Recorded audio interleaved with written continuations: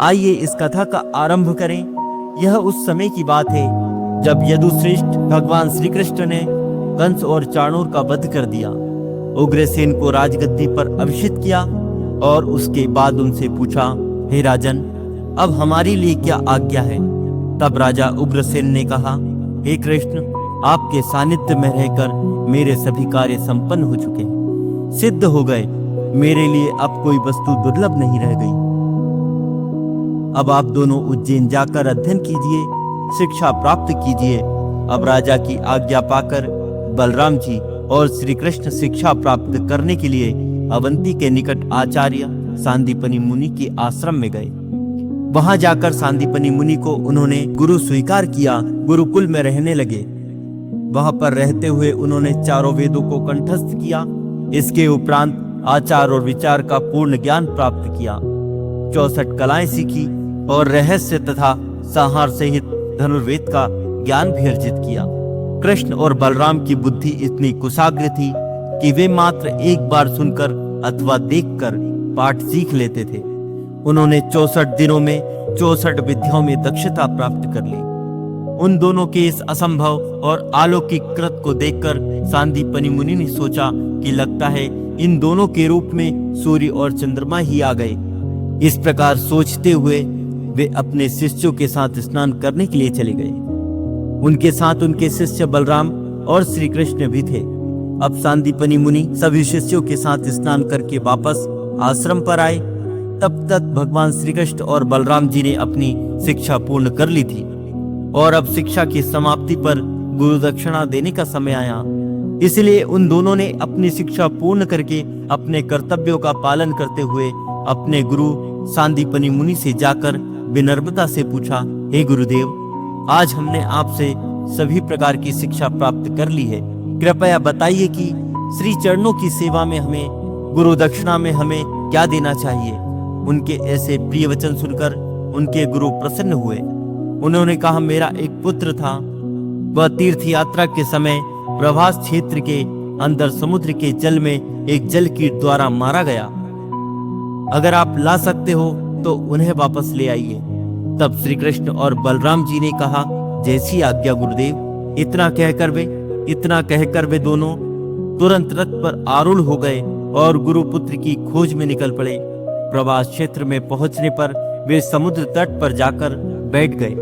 परम भगवान श्री कृष्ण और बलराम जी को वहां आया हुआ देखकर समुद्रदेव तुरंत प्रकट हुए। उन्होंने अनेक उपहार और भेंट प्रदान किए। तब श्री कृष्ण ने कहा, हे समुद्र, वर्षों पूर्व आपने अपनी प्रचंड लहरों में हमारे गुरुपुत्र को समेट लिया था, उसे इसी क्षण हमारे समक्ष लेकर आइए। यह सुनकर समुद्रदेव ने कहा, हे भगवान, मैंने नहीं लिया, अपितु पांचजन्य नामक दीति के एक वंशज ने उसका अपहरण कर लिया था। उसने ही मगरमच्छ का रूप धारण करके उस बालक को खा लिया।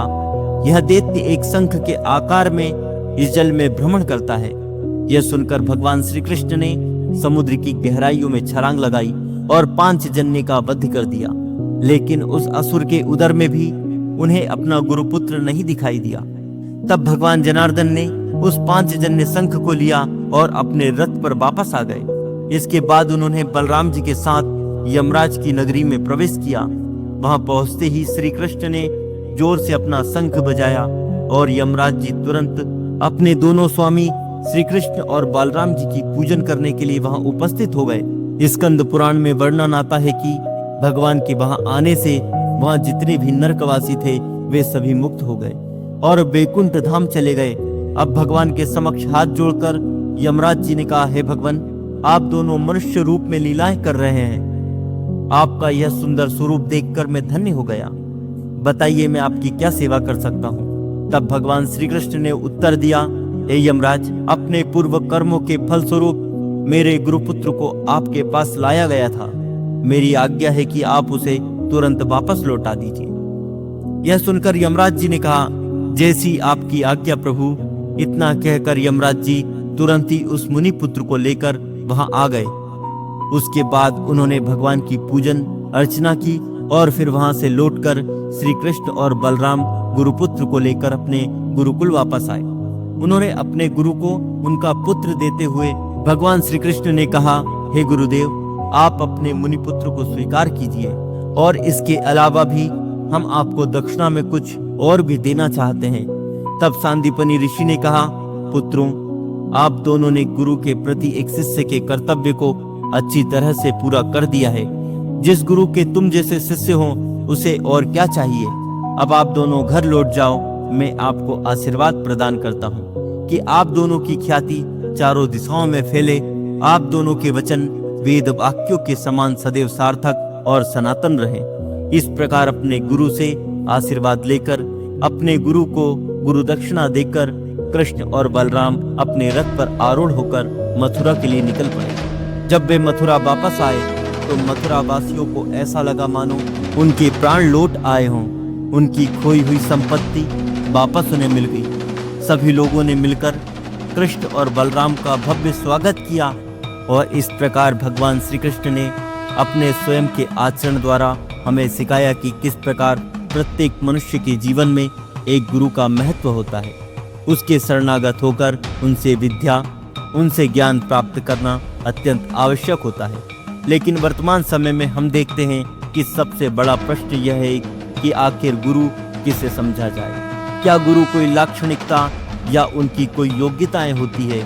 कैसे हम पहचानें कि यही वास्तविक गुरु हैं। इस कलयुग में जब अधर्म स्वयं भी एक गुरु बनकर चारों ओर घूम रहा है, धर्म के नाम पर अनेक पाखंड, झूठ और भ्रम फैलाए जा रहे हैं, ऐसे में वास्तविक गुरु की पहचान कैसे की जा सकती है। अगर आप यह जानना चाहते हैं, अगर आपके मन में भी यह प्रश्न है, तो एक और सुंदर कथा लेकर आएंगे।